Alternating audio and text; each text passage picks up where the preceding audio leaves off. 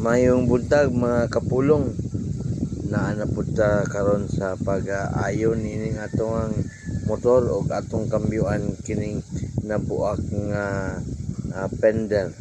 Mo ni siya no, dili aragon ninyo. Buak kayo ni siya kay nabanggaan ni siya. Munang gusto na ko ilisdan. Ilisdan na to adto.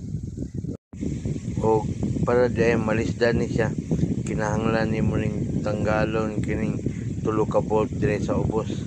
So na duha nga nag-atbang pikas ug pikas o dito sa luyo ang isa.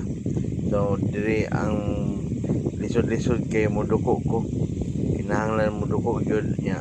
Atso na lang kamuton kung kaya na ba. Murag di pa kaya kamuton. O fast forward natanggal na nato ang katong nabuak nga fender. So atong ikambyo no kaning bag-o karon. Salamat sa Ginoo mga kapulong. Natanggal na unya nataod na ang bag-o nga fender. Ligid na lang ang atong itaod karon. Hapit na ni mo man. Yehe, sa wakas nataod na gid ang ligid.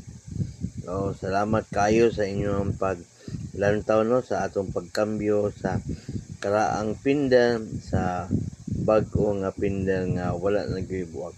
Daghang salamat o God bless.